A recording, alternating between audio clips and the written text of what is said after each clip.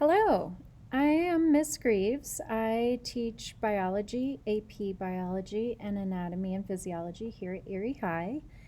I've been teaching for 20 years. The first 5 were in North Carolina, and my last 15 have been here at Erie High.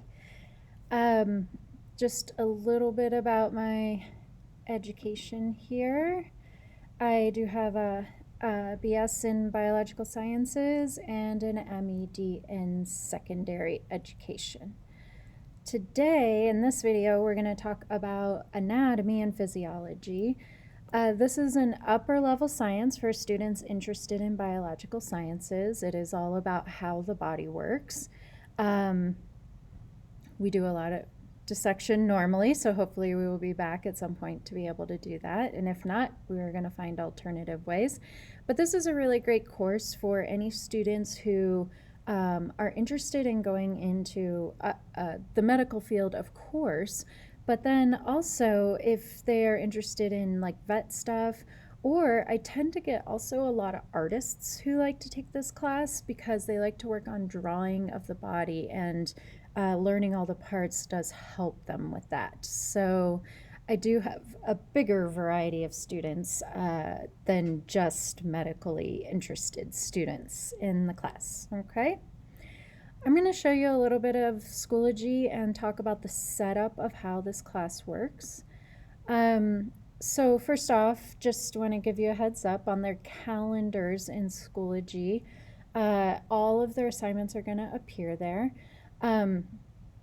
So for instance, on any given day, I will put the agenda and they can click on it and come in and find out what we were doing that day, including if there's any homework.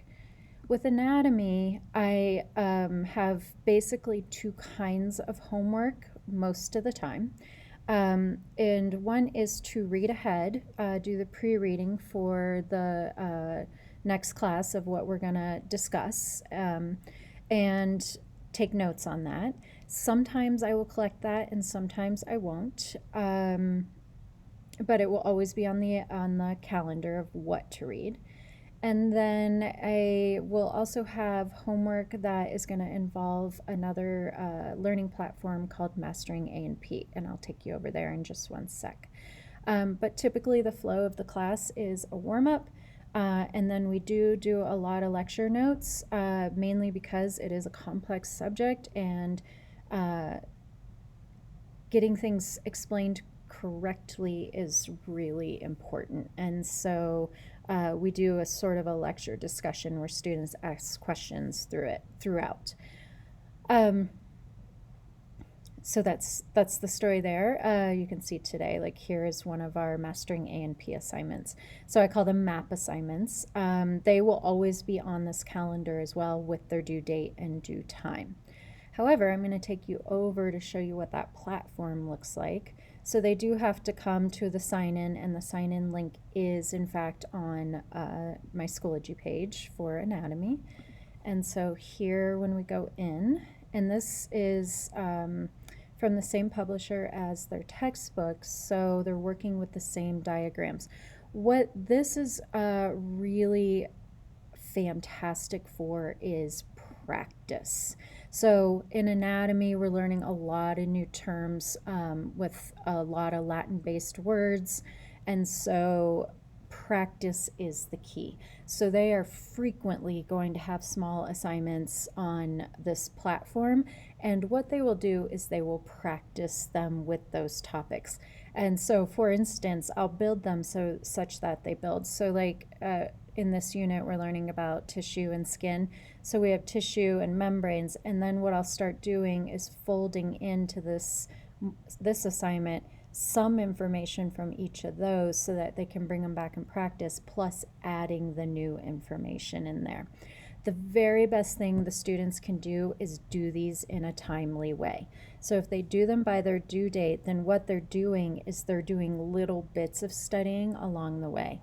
Students tend to get in trouble in anatomy when they wait to do their assignments all at once, and that affects their grade, of course, because then they have late credit, but it also affects them in a big way because learning all the new words, all the new terms that we did in one unit, all like the night before a test, is really tough.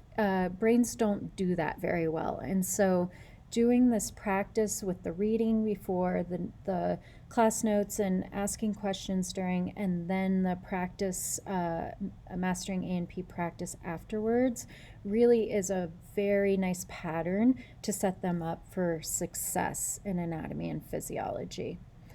There is one other thing that I would like to point out. Let's see, we'll go in here in this anatomy class.